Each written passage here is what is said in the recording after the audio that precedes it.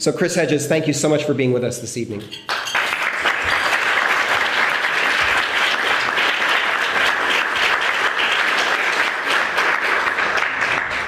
Thank you very much. I'm going to talk about the culture of war. And it is an honor to be here with Tom and Ann, who come out of that great radical tradition that my father came out of and that the Presbyterian Church is either going to recapture or watch itself fade into oblivion.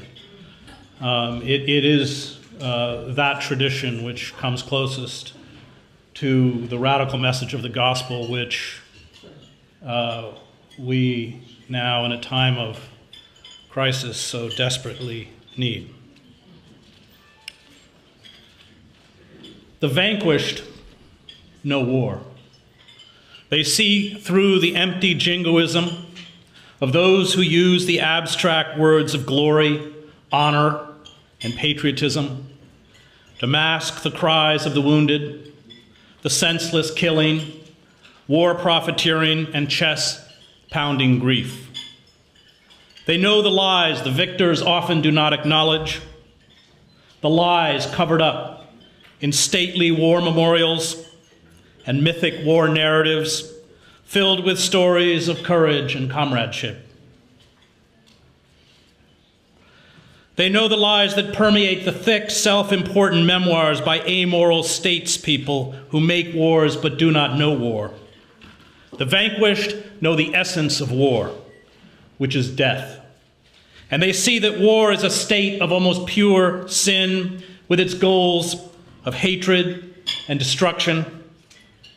They know how war fosters alienation, leads inevitably to nihilism, and is a turning away from the sanctity and preservation of life. All other narratives about war too easily fall prey to the allure and seductiveness of violence, as well as the attraction of the godlike power that comes with a license to kill with impunity. But the words of the vanquished come later, sometimes long after the war, when grown men and women unpack the suffering they endured as children, what it was like to see their mother or father killed or taken away, or what it was like to lose their homes, their community, their security, and be discarded as human refuse. But by then, few listen. The truth about war comes out, but usually too late. And we are assured by the war makers that these stories have no bearing on the glorious, violent enterprise the nation is about to inaugurate. And lapping up the myth of war and its sense of empowerment, we prefer not to look.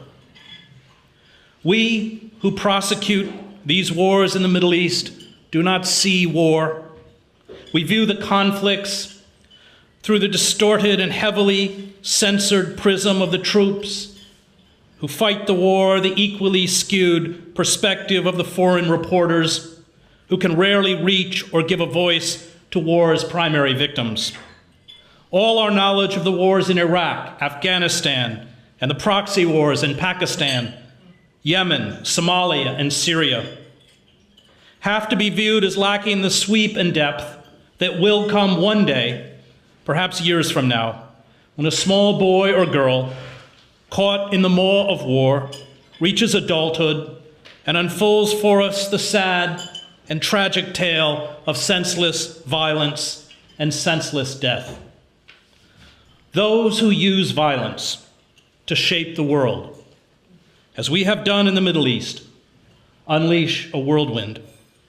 Our initial alliances achieved at the cost of hundreds of thousands of dead, some $3 trillion in expenditures and the ravaging of the infrastructure across the region, have been turned upside down by the cataclysm of violence. 13 years of war and the rise of enemies we did not expect have transformed Hezbollah fighters inside Syria, along with Iran, into our tacit allies. We are intervening in the Syrian civil war to assist a regime we once sought to overthrow. We promised to save Iraq and now help to dismember it. We have delivered Afghanistan to drug cartels and warlords who preside over a ruin of a nation where 60% of the children are malnourished and the Taliban is poised to take power once NATO troops depart. The entire misguided enterprise has been a fiasco of gross mismanagement and wanton bloodletting. But that does not mean it will be stopped. More violence is not going to rectify the damage. Indeed, it will make it worse. But violence is all we know. Violence is the habitual response by the state to every dilemma. War, like much of modern bureaucracy, has become an impersonal and unquestioned mechanism to perpetuate Western power. It has its own internal momentum. There may be a few courageous souls who rise up within the apparatus to protest war's ultimate absurdity, but they are rapidly discarded and replaced. The state rages like an insane King Lear, who in his madness and desire to revenge himself on his two daughters and their husbands decides that it were a delicate stratagem to shoe a troop of horse with felt. I'll put in proof, and when I have stoled upon these sons-in-laws, then kill, kill, kill, kill, kill. And kill, kill, kill, kill is the mantra chanted with every new setback in the Middle East. How many times have we rejoiced at the murder of those we demonized? Saddam Hussein, Osama bin Laden, Abu Musab al-Zarqawi, and dozens of others. But as soon as one hunt for the fountainhead of evil ends, another begins. Those we kill are swiftly replaced. Fresh terrorist groups take the place of the old. The Khorasan group, we are told, is a more sinister and deadlier version of the Islamic State of Iraq and Greater Syria, which was once touted as a more sinister version of al-Qaeda. We cannot extinguish our enemies. They spring out of the ground like the legions of hostile warriors that rose up when Cadmus sowed his dragon's teeth. Our violence spawns violence and never-ending configurations of enraged militants, and we will keep spawning them until we stop occupying the Middle East. The horrific pictures of the beheading of American reporter James Foley and other hostages, the images of executions of alleged collaborators in Gaza, and the bullet-ridden bodies left behind in Iraq by the Islamic State of Iraq and the Levant are the end of a story, not the beginning.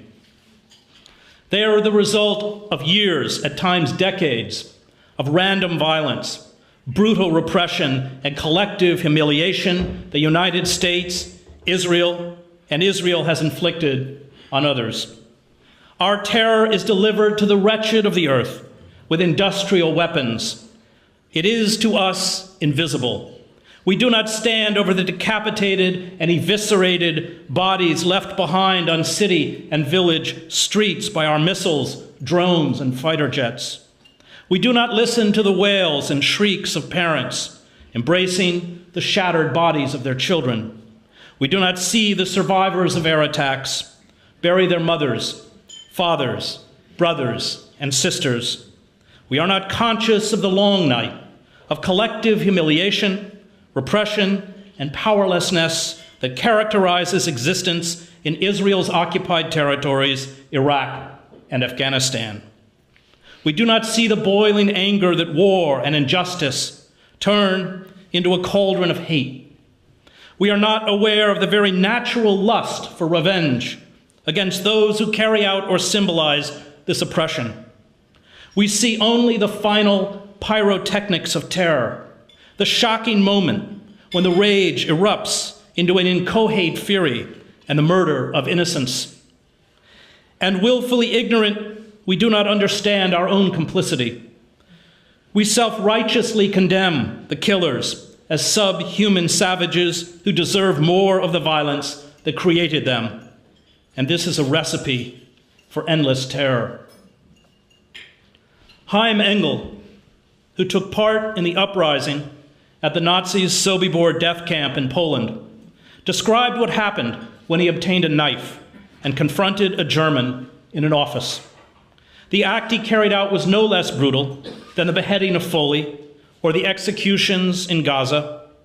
Isolated from the reality he and the other inmates endured, his act was savage. Set against the backdrop of the extermination camp, it was understandable. It's not a decision, Engels said. You just react. Instinctively, you react to that. And I figured, let us go and do it. And I went. And I went with a man in the office, and we killed this German. And with every jab I said, this is for my father, for my mother, for all these people, all the Jews you killed. No one, except for perhaps a few psychopaths, wakes up wanting to cut off another person's head, and this includes 1/5 of the world's population who are Muslims. Murder and other violent crimes almost always grow out of years of abuse of some kind suffered by the perpetrator. And even the most civilized among us are not immune to this dehumanization. The enemies on battlefields in the Middle East are elusive. Death is usually delivered by industrial weapons, such as aerial drones or fighter jets that are impersonal, or by insurgent forces that leave behind roadside bombs or booby traps, or carry out hit-and-run ambushes. The inability of Sunni fighters in Iraq to strike back at jets and drones has resulted in their striking back at captured journalists and aid workers, at Shiite and Kurdish civilians. What we do not see, but what those in the Middle East see every day, is that U.S. soldiers and Marines in the occupations of Iraq and Afghanistan, as well as the Israeli soldiers in Gaza, engage in the same kind of brutality. They routinely gun down unarmed civilians in revenge killings for members of their unit who have been lost, as the Golani Brigade in Israel did during the most recent assault in Gaza. It is no more rational than beheading a hostage. Those murdered were not responsible, even indirectly, for the deaths of the killer's comrades, just as Foley and the Shiites and the Kurds executed in Iraq were not responsible for the death of Sunni militants hit by the U.S. Air Force. But this impulse to extract revenge, to trade death for death, is part of the sick pathology of war. J. Glenn Gray, who fought in World War II, wrote about the peculiar nature of revenge in The Warrior's Reflections on Men in Battle. When the soldier has lost a comrade to this enemy, or possibly had his family destroyed by them through bombings or through political atrocities, so frequently the case in World War II, his anger and resentment deepen into hatred. Then the war for him takes on the character of a vendetta. Until he has himself destroyed as many of the enemy as possible, his lust for vengeance can hardly be appeased. I have known soldiers who were avid to exterminate every last one of the enemy, so fierce was their hatred. Such soldiers took great delight in hearing or reading of mass destruction through bombings. Anyone who has known or been a soldier of this kind is aware of how hatred penetrates every fiber of his being. His reason for living is to seek revenge, not an eye for an eye and a tooth for a tooth, but a tenfold retaliation. Those killed are not, to the killers, human beings, but representations of what they fear and hate. The veneer of the victim's humanity, they believe, is only a mask for evil. The drive for vengeance, for tenfold retaliation, among those who are deformed by violence cannot be satiated without rivers of blood, even innocent blood. And we do as much of this type of revenge killing as those we fight. Our instruments of war allow us to kill from a distance, but this does not make us any less depraved. The curse of endless war which we have embarked upon and which results in endless terror, leaves the arms manufacturers and generals giddy with joy. It is a boon to the state, which is possessed of an excuse to extinguish what few liberties we have left in the name of combating terror. It fuels the militancy and hatred that fanatics need to justify their slaughter and attract recruits. But it is a curse to humankind. We have become hostages to complex bureaucratic mechanisms that profit from the perpetuation and manufacturing of death. And no one in the political establishment seems capable of doing anything more than chanting Lear's insane mantra. The soul that is enslaved to war cries out for deliverance, Simone Weil observed, but deliverance itself appears to it an extreme and tragic aspect, the aspect of destruction. Thus, war effaces all conceptions of purpose or goal, including even its own war aims, she wrote. It effaces the very notion of wars being brought to an end. Consequently, nobody does anything to bring this end about. In the presence of an armed enemy, what hand can relinquish its weapon? The mind ought to find a way out, but the mind has lost all capacity to so much as look outward. The mind is completely absorbed in doing itself violence. Always in human life, whether war or slavery is in question, intolerable sufferings continue, as it were, by the force of their own specific gravity, and so look to the outsider as though they deprived the sufferer of the resources which might serve to extricate him. Violence, as a primary form of communication, has become normalized. It is not politics by other means, it is politics. And Democrats are as infected as Republicans.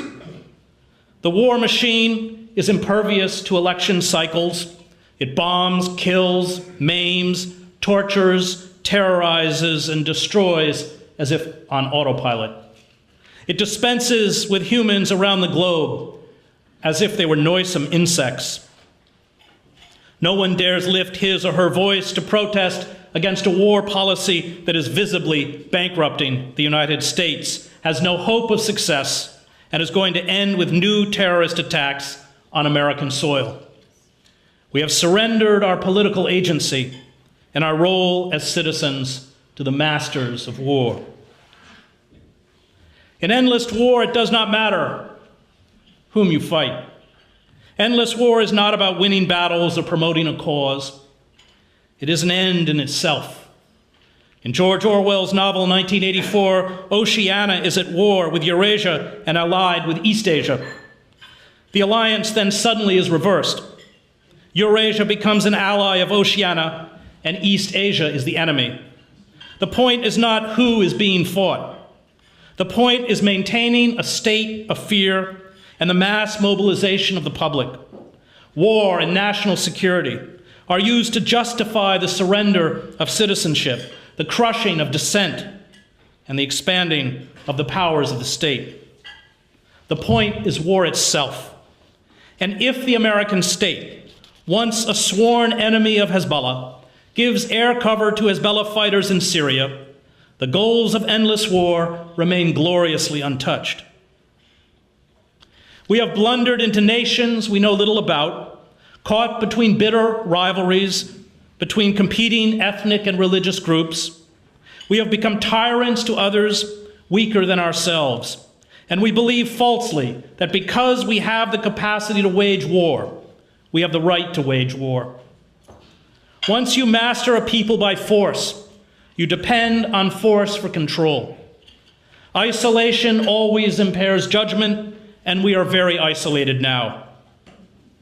In Antigone, the king imposes his will without listening to those he rules and dooms himself. Thucydides wrote of how Athens' expanding empire led it to become a tyrant abroad and then a tyrant at home. The tyranny Athens imposed on others, it finally imposed on itself. The lust for war, the desire for profits, saw the Athenians lose sight of the ideals that were their great gift to us, ideals that should be our legacy to others.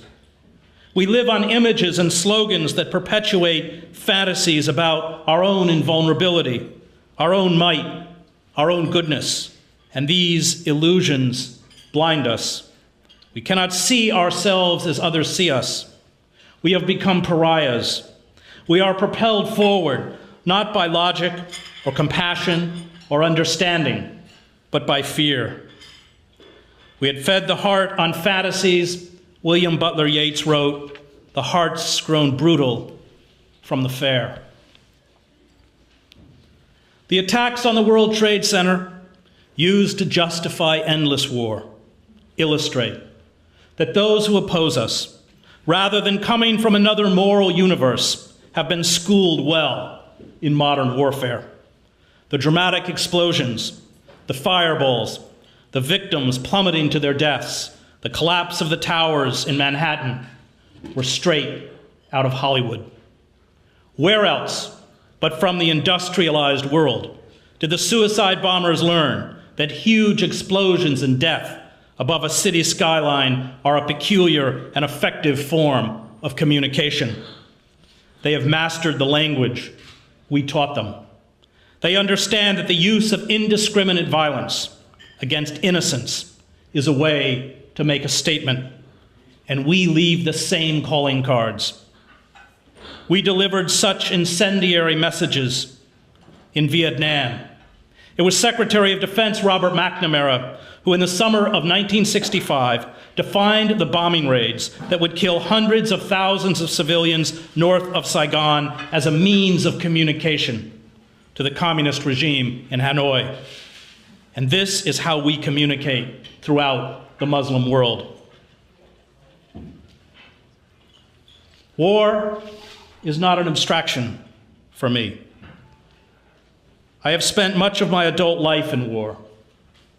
I began 3 decades ago covering the wars in Central America, where I spent 5 years, and the Middle East, where I spent 7, and the Balkans, where I covered the wars in Bosnia and Kosovo.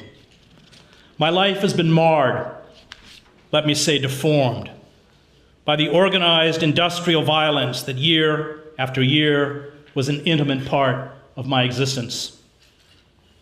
I have watched young men bleed to death on lonely Central American dirt roads and cobblestone squares in Sarajevo. I have looked into the eyes of mothers clutching the lifeless and mutilated bodies of their children. I have stood in warehouses with rows of corpses, including children, and breathed death into my lungs. I carry within me the ghosts of those I worked with, my comrades, now gone. The seduction of war is insidious. It appears to be a way to eradicate our enemies, to banish from the world of the living those who would do us harm. And at a time when we are afraid, it gives us a false sense of power and security. After our defeat in Vietnam, we became a better nation. We were humbled, even humiliated. We asked questions about ourselves we had not asked before. We were forced to see ourselves as others saw us, and that sight was not an attractive one. We were forced to confront our own capacity for atrocity, for evil, and in this we understood not only war, but ourselves. But this humility is gone. War is seductive. It is the pornography of violence. It has a dark beauty filled with the monstrous and the grotesque. The Apostle Paul called it the lust of the eye and warned believers against it.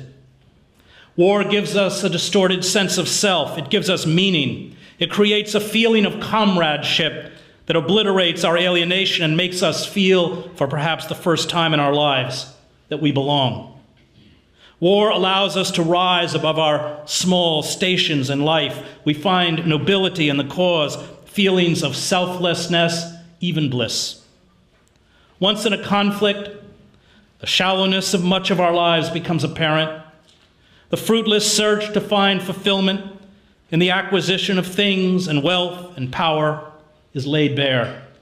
The trivia that dominates our airwaves is exposed as empty chatter.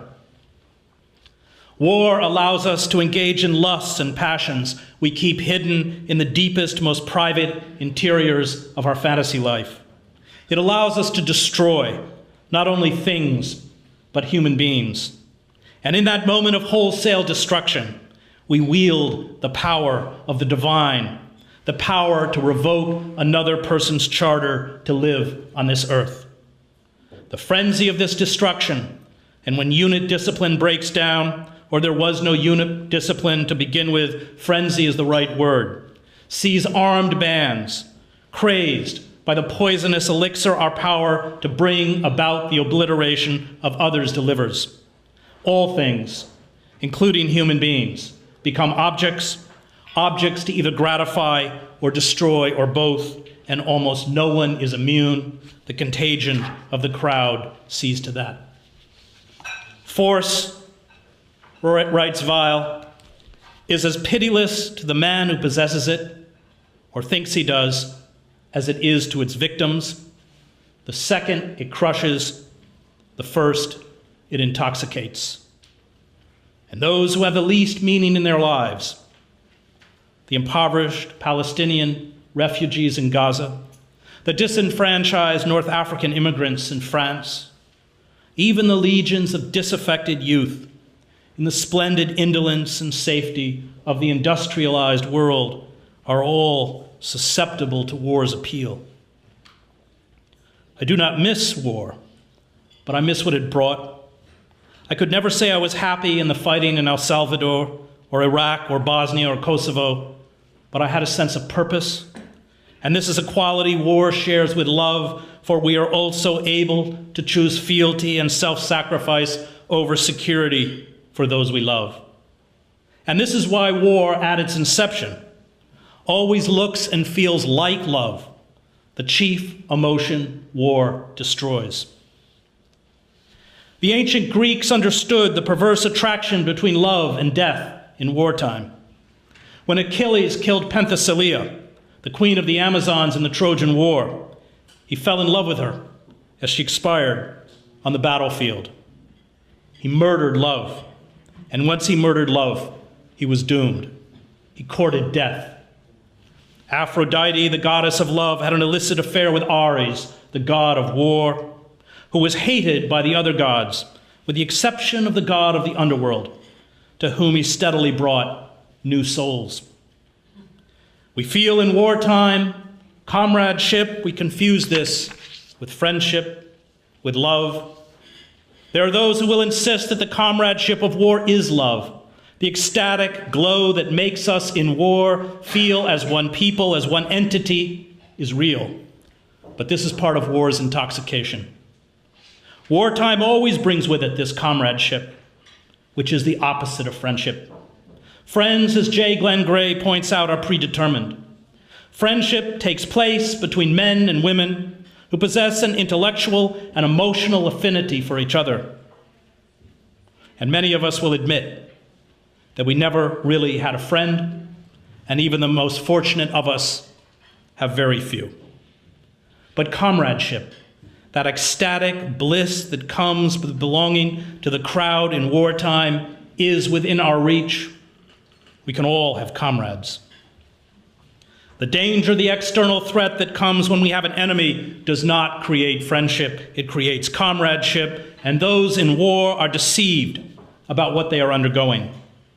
This is why once the war ends, these comrades again become strangers to us, and this is why after war we fall into despair.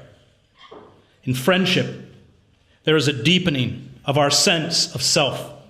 We become, through the friend, more aware of who we are and what we are about. We find ourselves in the eyes of the friend.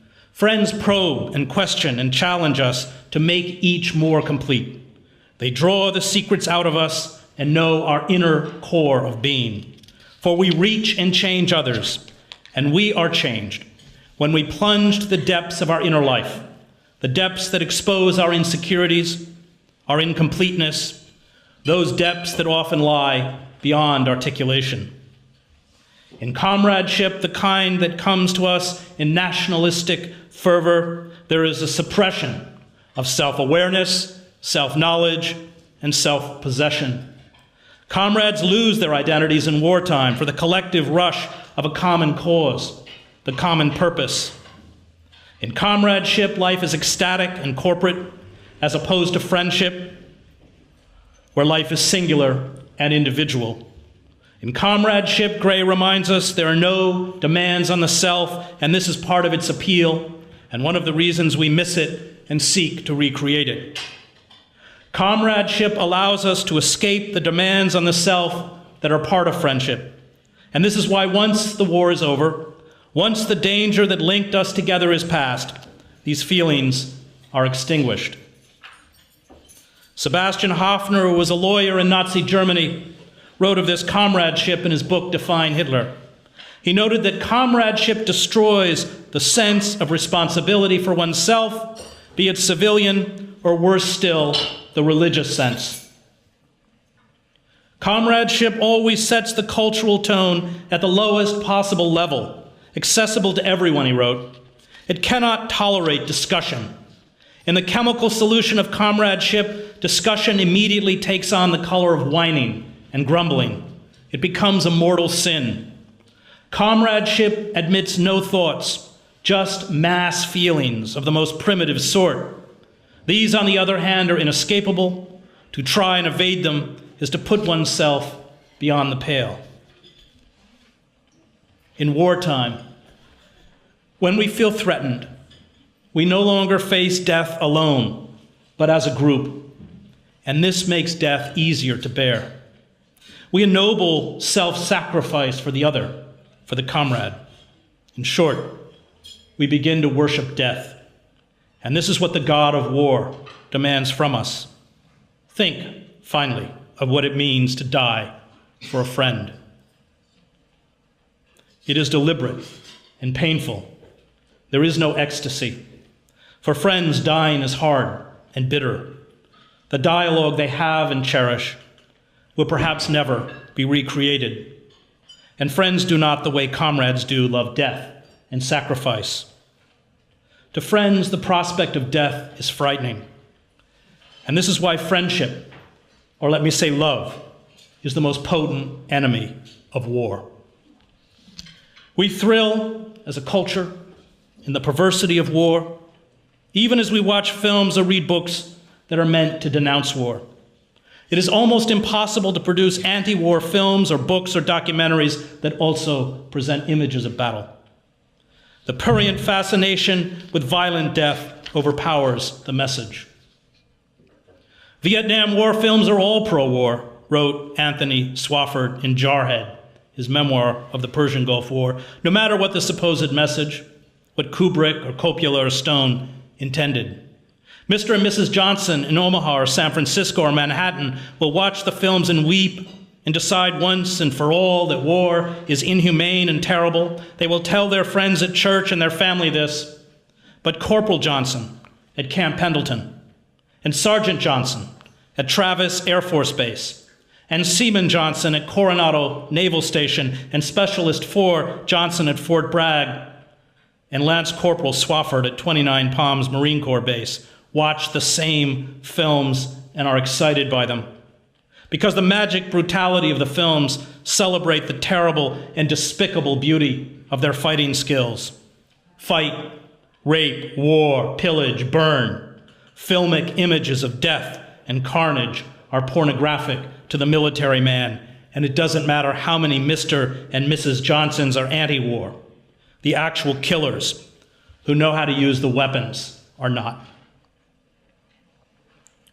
War is part of the modern industrial landscape. Indeed, its tools are often the cutting edge of technology. By World War I, we had created ways in which thousands of people who never saw their attackers could die in an instant. And weapons that carry out this impersonal mass slaughter are crafted, sleek, and harbor within them awesome power. The machines of war, The planes, the tanks, the heavy machine guns, the huge hulking howitzers, and the helicopters are pieces of art. I have seen them at work. They are angels of death streaking through the sky. I was with a unit of guerrillas in El Salvador when some Huey helicopters raced in over a lake to hunt us down. We hid in the ruins of an abandoned village, darting from wall to wall and standing with our backs to the shattered bricks so our hunters could not see us as they passed low overhead. As I looked up at these machines that were trying to kill me, I found them strangely beautiful. Once we are in a conflict, once we live in the midst of combat, we are moved from the abstract to the real, from the mythic to the sensory. No soldier or Marine, after even a few seconds of combat, believes in the myth of war anymore. And this is why wounded Marines jeered John Wayne when he visited them in a hospital in World War II. When this move takes place, we have nothing to do with a world not at war. The world, when we return to it, is viewed from the end of a very long tunnel. There they still believe. There they do not understand. And we feel different, wiser, greater. And this experience is so overpowering that if we can control our fear, we go back to seek it out again. War is addictive. Indeed, it is the most potent narcotic invented by humankind. The first time I was in an ambush was in the Salvadoran town of Suchitoto. It was a dreary peasant outpost made up of stucco and mud and wattle huts off the main road. The town was surrounded by the Farabundo Martí National Liberation Front rebels who, when I arrived in El Salvador, were winning the war. The government forces kept a small garrison in the town, although its relief columns were frequently ambushed as they ambled down the small strip of asphalt surrounded by high grass. It was one of the most dangerous spots in the country. The rebels launched an attack to take the town. A convoy of reporters in cars, marked with TV and masking tape on the windshields, hightailed it to the small bridge that led to the lonely stretch of road into Suchitoto. Then we moved slowly down the road, the odd round fired ahead or behind us. We made it to the edge of town, where we ran into rebel units, now accustomed to the follies of the press, and on foot we moved through the deserted streets. The firing from the garrison became louder as we weaved our way with rebel units to the siege that had been set up. Then, as I rounded a corner, several full bursts of automatic fire rent the air. Bullets hit the mud wall behind me. We dove into the dirt. The rebels I was with began to fire noisy rounds from their M16 assault rifles. The scent of cordite filled the air. Rebels around me were wounded, crying out in pain. One died, yelling in a sad cadence for his mother. The firefight seemed to go on for an eternity. I cannot say how long I lay there. It could have been a few minutes, it could have been an hour. Here was war, real war, sensory war, not the war of the movies and novels I had consumed in my youth. It was horrifying, confusing, numbing, and nothing like the myth I had been peddled. I realized at once that it controlled me. I would never control it. In a lull, I made a dash across an empty square to find shelter behind a house. My heart was racing. Adrenaline coursed through my bloodstream.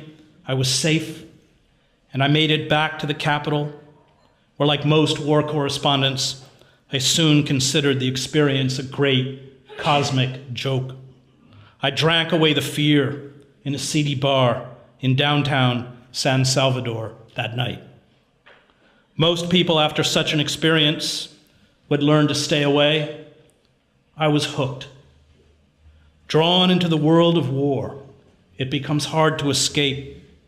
It perverts and destroys you. It pushes you closer and closer to your own annihilation, spiritual, emotional, and finally physical. It destroys the continuity of life, tearing apart all systems, economic, social, environmental, political, that make community possible, that sustain us as human beings. This fragile web of interconnectedness is what gives life, but war is about death. I covered the war in El Salvador for 5 years, and by the end, I had a nervous twitch in my face. I was evacuated 3 times by the embassy because of tips that the death squads planned to kill me, and yet each time I came back. I accepted with a grim fatalism that I would be killed in El Salvador. I could not articulate why I accepted my own destruction and cannot now. There came to be a part of me, maybe it is a part of all of us, which decided I would rather die like this than go back to the dull routine. During the war in El Salvador, I worked with a photographer who had a slew of close calls and then called it quits. He moved to Miami for Newsweek, but life in Florida was flat, dull, uninteresting. He could not adjust and came back. From the moment he stepped off the plane, it was clear he had returned to die. And just as there are some soldiers or war correspondents who seem to us immortal, and whose loss comes as a sobering reminder that death has no favorites, there are also those in war who are locked in a grim embrace with death from which they cannot escape. It was frightening to behold a walking corpse. He was shot through the back in a firefight and died in less than a minute. Sigmund Freud divided the forces in human nature between the eros instinct, the impulse within us that propels us to become close to others, to nurture, to preserve, to conserve, and the thanatos, or death instinct, the impulse that works towards the annihilation of all living things, including ourselves. And for Freud, these forces were in eternal conflict. And for this reason, he was pessimistic about ever eradicating war. All human history, he argued, in civilization and its discontents is a tug of war between these two instincts. Taste enough of war, and you come to believe the Stoics were right. We will, in the end, all consume ourselves in a vast conflagration. There is a constant search in war to find new perversities, new forms of death. When the initial flush fades, a rearguard and finally futile effort to ward off the boredom of routine death. And this is why we would drive into towns in Bosnia and find bodies crucified on the sides of barns or decapitated and mutilated. This is why those slain in combat are treated as trophies belonging to the killers, turned into grotesque pieces of performance art. I met soldiers that carried in their wallets the identity cards of men they had killed. They showed them to you with the imploring look of a lost child. In war, we deform ourselves, our essence. We give up individual conscience, maybe even consciousness, for the contagion of the crowd, the rush of patriotism, the belief that we must stand together as a nation in moments of extremity. To make a moral choice, to defy war's enticement, can be self-destructive. But in the rise to power, we always become smaller. Power absorbs us, and once power is obtained, we are its pawn. As in Shakespeare's Richard III, the all-powerful prince who molded the world, we fall prey to the forces we thought we had harnessed. Love may not always triumph, but it keeps us human. It offers the only chance to escape from the contagion of war. Perhaps it is the only antidote, and there are times when remaining human is the only victory possible. When the mask of war slips away and the rot and corruption is uncovered, when it turns sour and rank, when the myth is exposed as a fraud, we feel soiled and spent, and it is then we sink into despair. In the Arab-Israeli 1973 war, almost a third of all Israeli casualties were due to psychiatric causes, and the war only lasted a few days. A World War II study determined that after 60 days of continuous combat, 98% of all surviving soldiers will have become psychiatric casualties. A common trait among the 2% who were able to endure sustained combat was a predisposition towards, quote, aggressive, psychopathic personalities. During the war in El Salvador, soldiers could serve in the army for 3 or 4 years or longer, virtually until they psychologically or physically collapsed. In garrison towns, commanders banned the sales of sedatives because of the abuse by troops. In this war, the emotionally maimed were common. I once interviewed a 19-year-old Salvadoran army sergeant who had spent 5 years fighting and suddenly lost his vision after his unit walked into a rebel ambush. The rebels killed 11 soldiers in the firefight, including his closest friend. A couple dozen soldiers were wounded. He was unable to see again until he was placed in an army hospital. I have these horrible headaches, he said, sitting on the edge of his bed. There's shrapnel in my head. I keep telling the doctors to take it out. But the doctors told me he had no head wounds. I saw soldiers in other conflicts go deaf or stop speaking or simply shake without being able to stop. War is necrophilia, and this necrophilia is central to soldiering, just as it is central to the makeup of suicide bombers and terrorists. The necrophilia is hidden under platitudes about duty or comradeship. It waits especially in moments when we seem to have little to live for and no hope, or in moments when the intoxication of war is at its pitch to be unleashed.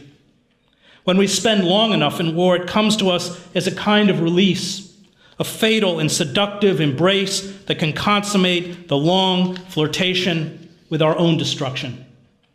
In Milo Vangelis' memoir of the partisan war in Yugoslavia, he wrote of the enticement death held for the combatants.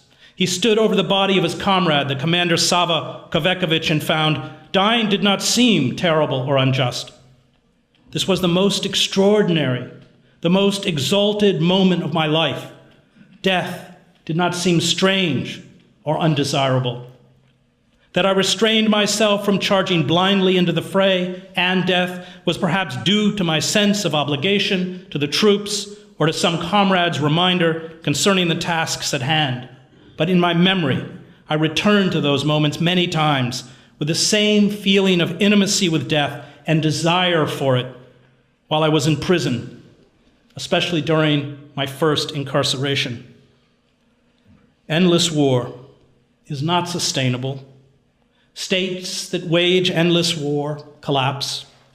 They drain their treasuries, are hated by the wretched of the earth, and militarize and strangle their political, social, and cultural life, while impoverishing and repressing their populations to prosecute war. They are captive to the death instinct. Edward Gibbon observed about the Roman Empire's own lust for endless war. The decline of Rome was the natural and inevitable effect of immoderate greatness. Prosperity ripened the principle of decay. The cause of the destruction multiplied with the extent of conquest. And as soon as time or accident had removed the artificial supports, the stupendous fabric yielded to the pressure of its own weight. The story of the ruin is simple and obvious, and instead of inquiring why the Roman Empire was destroyed, we should rather be surprised that it had subsisted for so long. War, ascendant, wipes out eros. It wipes out delicacy, tenderness. Its communal power renders the individual obsolete. It hands all passions, all choice to the crowd. When we see this, when we see our addiction for what it is, when we understand ourselves and how war has perverted us, life becomes hard to bear. John Steele, a cameraman who spent years in war zones, had a nervous breakdown in a crowded Heathrow airport after returning from Sarajevo. He understood the reality of his work, a reality that stripped away the self-righteous, high-octane gloss. I came back from Sarajevo, he said. We were in a place called Sniper's Alley, and I filmed a girl there who had been hit in the neck by a sniper's bullet. I filmed her in the ambulance, and only after she was dead, I suddenly understood that the last thing she had seen was the reflection of the lens of the camera I was holding in front of her. This wiped me out. I grabbed the camera and started running down Sniper's Alley, filming at knee level the Bosnians running from place to place. A year after the war in Sarajevo, I sat with Bosnian friends who had suffered horribly. A young woman, Liliana, had lost her father, a Serb, who had refused to join the besieging Serb forces around the city. She had been forced a few days earlier to identify his corpse. The body was lifted, the water running out of the sides of a rotting coffin from a small park for reburial in the central cemetery. She was emigrating for Australia soon, where she told me, "I will marry a man who has never heard of this war and raise children that will be told nothing about it, nothing about the country I am from." Liliana was young, but the war had exacted a toll. Her cheeks were hollow, her hair dry and brittle, her teeth were decayed, some had broken into jagged bits. She had no money for a dentist. She hoped to fix them in Australia. And yet all she and her friends did that afternoon was lament the days when they lived in fear and hunger, emaciated, targeted by Serb gunners on the heights above. They did not wish back the suffering, and yet they admitted these may have been the fullest days of their lives. They looked at me in despair. I knew them when they were being pounded by hundreds of shells a day, when they had no water to bathe in or wash their clothes, when they huddled in unheated flats as sniper bullets hit the walls outside. But what they expressed was real. It was a disillusionment with a sterile, futile, and empty present. Peace had again peeled back the void that the rush of war, of battle had filled. Once again, they were, as perhaps we all are, alone, no longer bound by a common struggle, no longer given the opportunity to be noble, heroic, no longer sure of what life was about or what it meant. The old comradeship, however false, had vanished with the last shot. Moreover, they had seen that all the sacrifice had been for naught. They had been, as we all are in war, betrayed.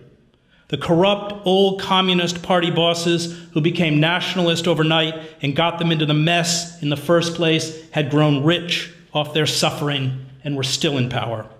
There was a 70% unemployment rate. They depended on handouts from the international community. They understood that their cause, once as fashionable in certain intellectual circles as they were themselves, lay forgotten.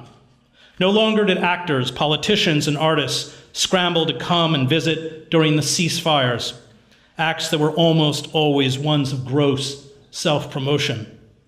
They knew the lie of war, the mockery of their idealism, and struggled with their shattered illusions, and yet they wished it all back. And I did too. A year later, I received a Christmas card. It was signed, Liliana from Australia. It had no return address. I never heard from her again. But many of those I worked with as a war correspondent did not escape. They could not break free from the dance with death. They wandered from conflict to conflict, always seeking one more hit. By then I was back in Gaza and found myself pinned down in another ambush.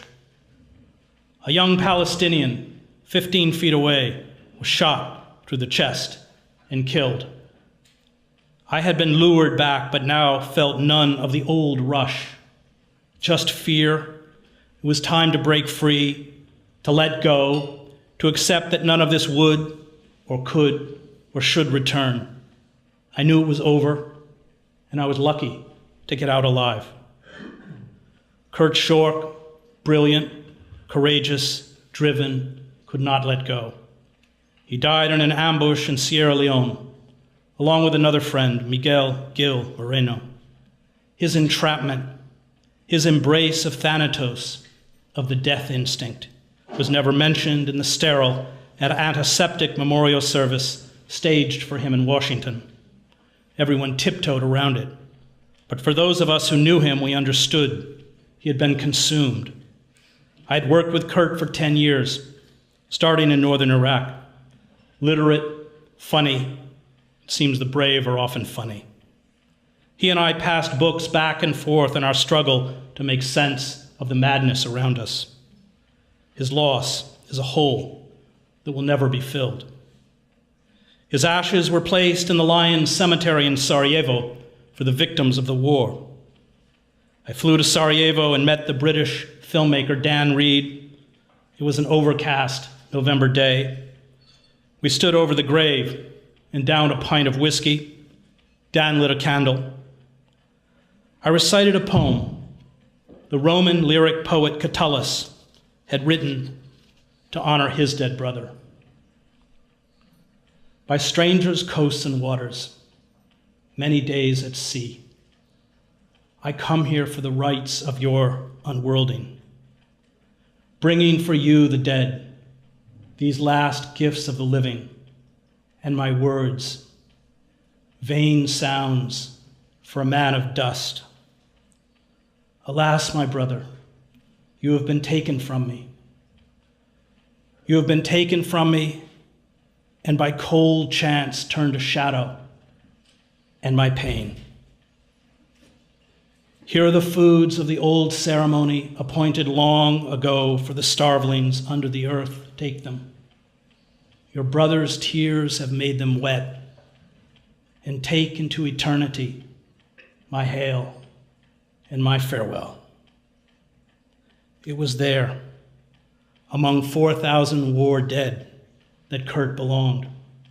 He died because he could not free himself from war. He was trying to replicate what he had found in Sarajevo, but he could not. War could never be new again. Kurt had been in East Timor and Chechnya. Sierra Leone, I was sure, meant nothing to him. Kurt and Miguel could not let go, and they would be the first to admit it. Spend long enough at war and you cannot fit in anywhere else, it finally kills you. It is not a new story. It starts out like love, but it is death.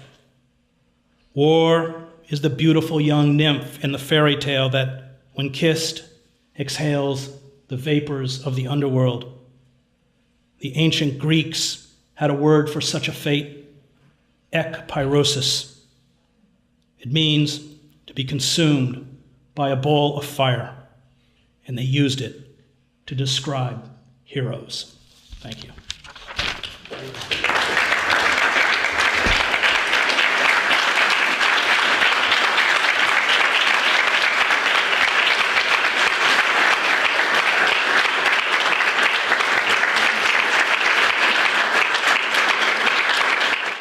Through the distorted and heavily censored prism of the troops who fight the war, the equally skewed perspective of the foreign reporters who can rarely reach or give a voice to war's primary victims.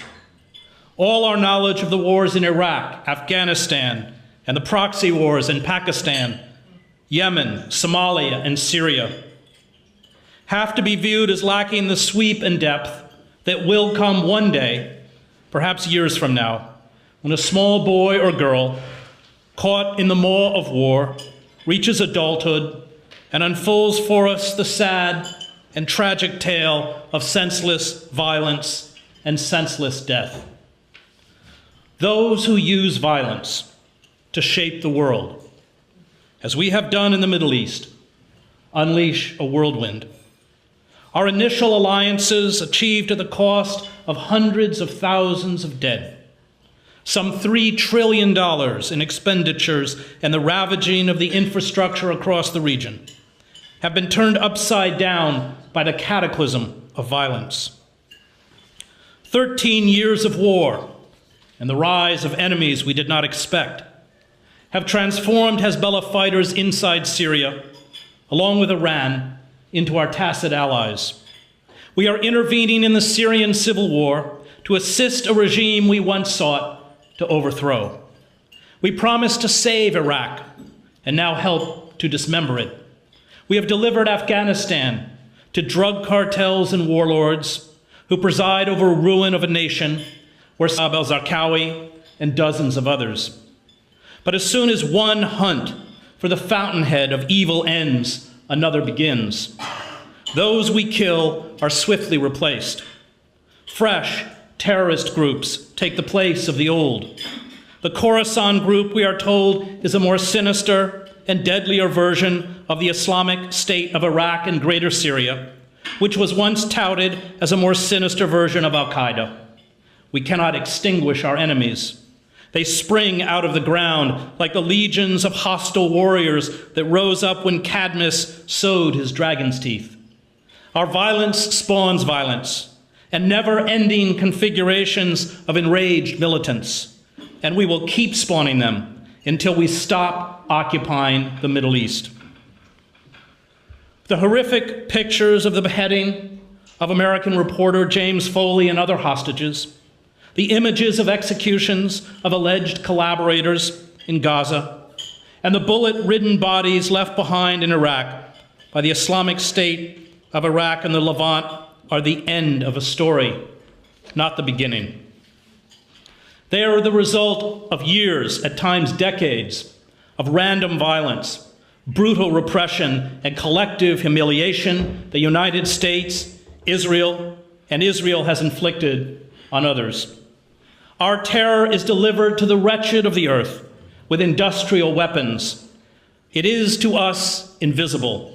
We do not stand over the decapitated and eviscerated bodies left behind on city and village streets. 60% of the children are malnourished, and the Taliban is poised to take power once NATO troops depart. The entire misguided enterprise has been a fiasco of gross mismanagement and wanton bloodletting. But that does not mean it will be stopped. More violence is not going to rectify the damage. Indeed, it will make it worse. But violence is all we know. Violence is the habitual response by the state to every dilemma. War, like much of modern bureaucracy, has become an impersonal and unquestioned mechanism to perpetuate Western power. It has its own internal momentum. There may be a few courageous souls who rise up within the apparatus to protest war's ultimate absurdity, but they are rapidly discarded and replaced. The state rages like an insane King Lear, who in his madness and desire to revenge himself on his two daughters and their husbands decides that it were a delicate stratagem to shoe a troop of horse with felt. I'll put in proof, and when I have stoled upon these sons-in-laws, then kill, kill, kill, kill, kill.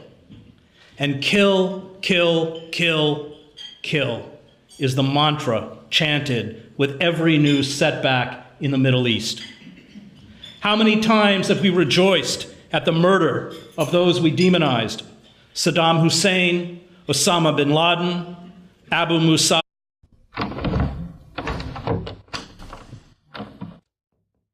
So Chris Hedges, thank you so much for being with us this evening.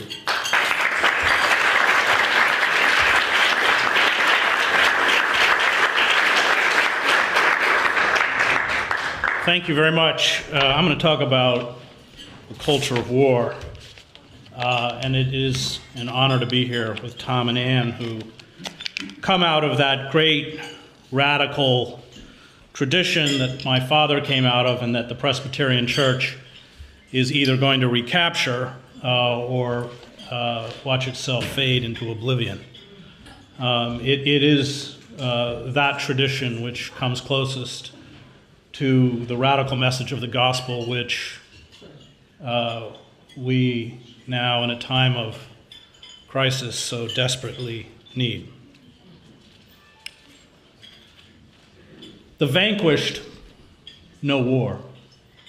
They see through the empty jingoism of those who use the abstract words of glory, honor, and patriotism, to mask the cries of the wounded, the senseless killing, war profiteering, and chest-pounding grief. They know the lies the victors often do not acknowledge, the lies covered up in stately war memorials and mythic war narratives filled with stories of courage and comradeship. They know the lies that permeate the thick, self-important memoirs by amoral statespeople who make wars but do not know war. The vanquished know the essence of war, which is death. And they see that war is a state of almost pure sin with its goals of hatred and destruction. They know how war fosters alienation, leads inevitably to nihilism, and is a turning away from the sanctity and preservation of life. All other narratives about war too easily fall prey to the allure and seductiveness of violence, as well as the attraction of the godlike power that comes with a license to kill with impunity. But the words of the vanquished come later, sometimes long after the war, when grown men and women unpack the suffering they endured as children, what it was like to see their mother or father killed or taken away, or what it was like to lose their homes, their community, their security, and be discarded as human refuse. But by then, few listen. The truth about war comes out, but usually too late. And we are assured by the war makers that these stories have no bearing on the glorious, violent enterprise the nation is about to inaugurate. And lapping up the myth of war and its sense of empowerment, we prefer not to look. We who prosecute these wars in the Middle East do not see war. We view the conflicts